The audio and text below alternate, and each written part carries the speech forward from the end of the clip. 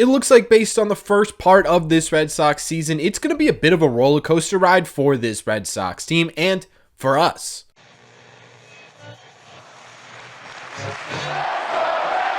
What is going on, everybody? Welcome back to Red Seat Radio. My name is Corbin, and over just the last couple of weeks alone, the Red Sox have had an 8-game winning streak. They've won or tied 5 series in a row, and most recently, they've been swept by the St. Louis Cardinals, who are one of the worst records in the National League. And this series in particular had everything, right? It had great moments by this Red Sox team, it had really bad moments by this Red Sox team, and it had flat-out heartbreaking moments by this Red Sox team. So what we're going to do in today's video is we're going to break it all down. We're going to talk about the good parts of this series. We're going to talk about the bad parts of this series. We're going to talk about why this series in particular felt like such a roller coaster ride. And we're going to talk about what a roller coaster ride for this Red Sox season may mean and look like. But before we get into that, do me a favor. Make sure you guys have hit that subscribe button if you haven't already. If you're new here, we talk Red Sox content almost every single day. Also, make sure you guys have hit the like button on this video as well. Helps these videos out a ton, and it would mean a lot to me.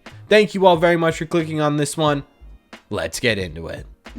Normally what we do in these recap videos is we start by breaking down the Red Sox offense in this series, but because we're talking about why this team had such a roller coaster series and why this team has had such a roller coaster season so far, we need to start with the pitching side of things. So that's what we're starting today, and we're going to begin with the starting pitchers in this series, starting with James Paxton, who came back in incredible fashion. He finished his first start of the year going 5 innings, allowing just 2 runs and 4 hits while striking out 9 batters and only walking 1 singular batter. We went into detail on this channel about just how incredible this James Paxton start was, so if you're interested in that, it is on my channel. But this is huge, right? If James Paxton can come back and be this productive of a player for the Red Sox or something similar all season long, this is a massive break for this Red Sox team. Outside of James Paxton, Chris Sale got the ball in game 2, and he had his third really good start in a row. He went a season high 8 innings, allowing just 1 earned run and 3 total hits while striking out 9 and walking just 1 batter as well. Chris Sale seems to have figured out some of his early season struggles on the mound. Now,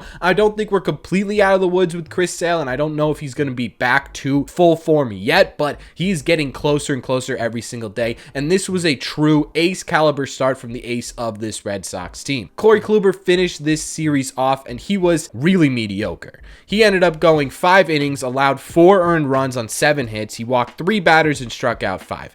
I'm really starting to lose patience with Corey Kluber. I think it's going to be really difficult for him to be even a league average pitcher with his command the way it is right now, right? He's walking more batters than we're used to with Corey Kluber, which was kind of the big selling point bringing him in. We're going to get guys that throw a ton of strikes. He's not throwing a ton of strikes right now, and even when he is throwing a ton of strikes, a lot of them are misplaced in the zone. Command isn't just about hitting the strike zone, right? It's about hitting the strike zone in specific spots batters have hard times making contact with. That's not what we're seeing right now with Corey Kluber. He let up 2 massive tank home runs off of sinkers that were basically right down the middle. That simply cannot happen if Corey Kluber wants to continue on this Red Sox team. And honestly, going forward, I don't really know what to expect from Corey Kluber. Overall, I think in terms of starting pitching, you had some really high positive notes from this starting staff, right? You had James Paxton, who came back for the first time in 2 years and threw a gem. Then you have Chris Sale going back-to-back throwing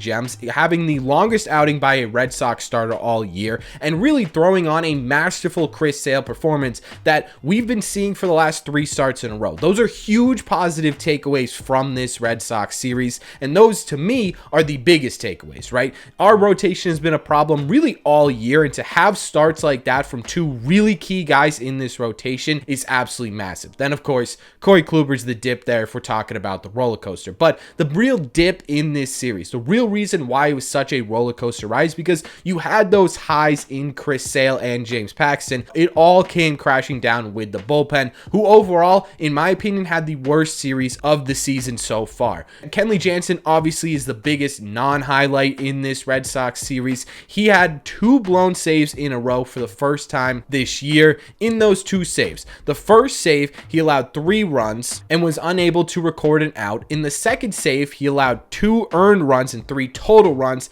and was unable to strike anybody out in either of those outings. Concerning, yes. Something to expect? No, right? Kenley Jansen is a seasoned pro. He's a Hall of Fame track closer. This is a guy who has had to revamp his career multiple times in the major leagues. This is just another step in that. So is it something to keep an eye out on? Yes, of course, right? This cannot become a trend for Kenley or we're in big trouble. But is it something I'm expecting to become a trend? Not entirely. But it wasn't just Kenley Jansen who was struggling in this series. Josh Winkowski had his first bad outing of the year. He ended up only making it through 2/3 of an inning, allowing 3 earned runs on 4 total hits. And listen, I'm not going to give Winkowski too much crap for this outing, mostly because this is going to happen, right? You're going to have relievers have bad days. Once in a while, Josh Winkowski's going to go out there and go, crap, I just don't have it today, and that's okay, right? Again, it's something that cannot become a trend, but in terms of Josh Winkowski, this is something I'm really not worried about.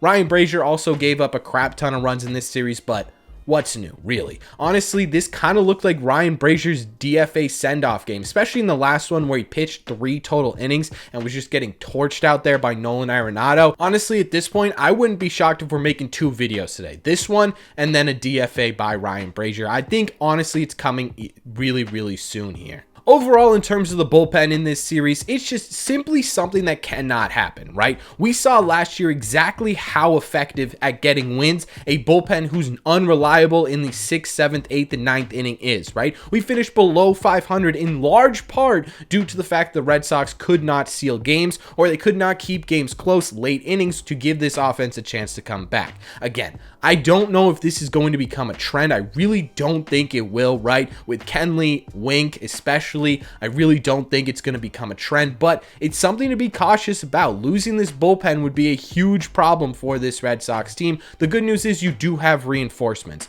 Joely Rodriguez should be good to go any second now. Cutter Crawford's 1 series away. You got Garrett Whitlock on the horizon, right? You're going to be getting reinforcements, so I'm really not worried about this bullpen, but I think overall in terms of the pitching in this series, it was like Jekyll and Hyde for the most part, right? You got 2 really great starts, and then you got 2 terrible finishes, and that's sort of why this series was such a roller coaster ride for this Red Sox team. And honestly, for the most part of the season, it's been the polar opposite, right? It's been Jekyll and Hyde, but you're getting bad starts and great finishes. So hopefully this is something that they could sort of figure out how to get onto the same page with, right? Have the starting pitching get back to what it was in this series, and have the bullpen get back to what it's been doing this entire year, and this pitching staff's in a good spot.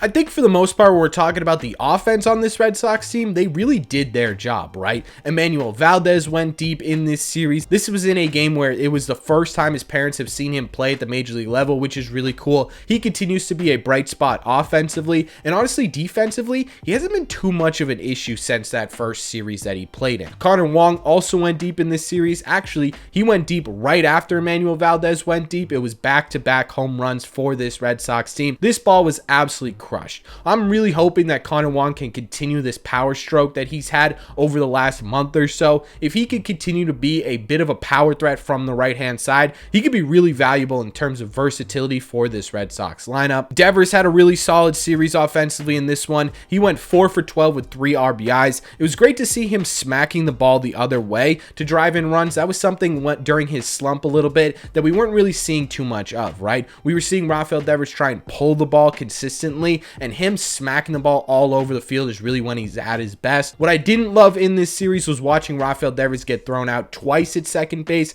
Probably should have been once, but either way, twice at second base, trying to stretch those smacks to the opposite field to doubles. And we also need to shout out Rob Refsnyder in this video. He has been an absolute lefty killer for the Red Sox this year. He went 3 for 4 against a lefty with 2 RBIs in the series. He is now hitting .318 against lefties with a 126 OPS plus and 10 RBIs this year. Is Rob Refsnyder an everyday player? Probably not, but he is an extremely valuable piece to this Red Sox team off the bench. He's a guy who not only can come off the bench against any lefty anytime, but he's also a guy who can come off the bench and face a lefty in the top half of the order. They've been playing him at leadoff. They've been playing him at third, and it's been paying off for this Red Sox team. What Rob Refsnyder is doing right now is very understated for the success of this club. And finally, we need to highlight the newest addition of this Red Sox team, Pablo Reyes, who in his Red Sox debut went 2 for 3 with a double and made some really impressive defensive plays at shortstop as well.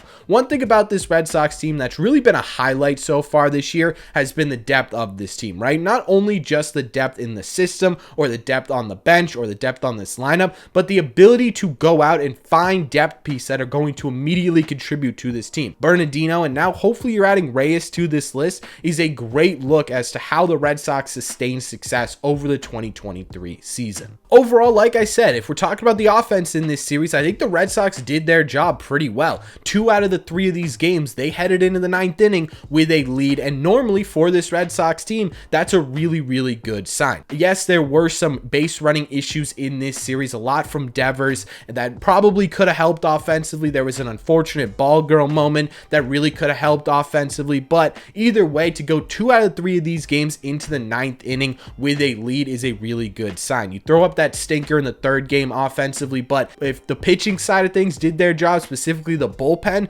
did their job in this series, that last game wouldn't have mattered anyways. One thing that was really hammered home in this series, I think if we're talking about the series overall, is this roller coaster effect, right? When the Red Sox are really good, they are really good, right? They're one of the best teams in baseball. When they're bad, they're really bad. They're getting swept by teams they should have never been swept by. Should this video have been a positive video? 100%. Are there concerns with this Red Sox team right now? Of course there are.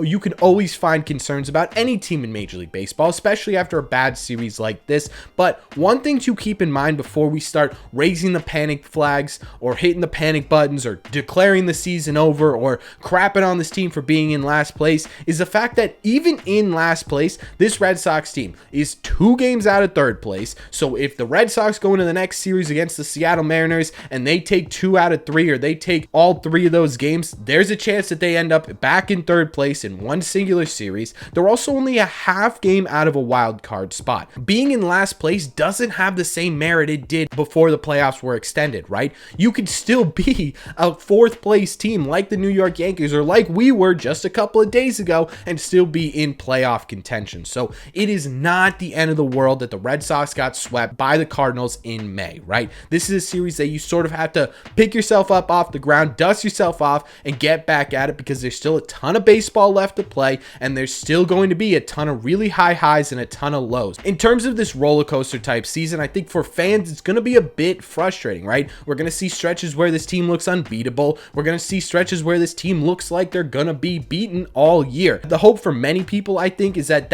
average ends up being a bit higher than it is lower, right? If the Red Sox can end up sneaking into that 2nd or 3rd wild card spot, this team in the playoffs could be a ton of fun, but that's still a ways off. And again, this is still one series. You're still very competitive in this division. It's not time to give up on this team because of one bad series, and that's something we need to remember about this team going forward is we're going to see the highs, we're going to see the lows. You just got to hang in there and hope the ride doesn't go off the course.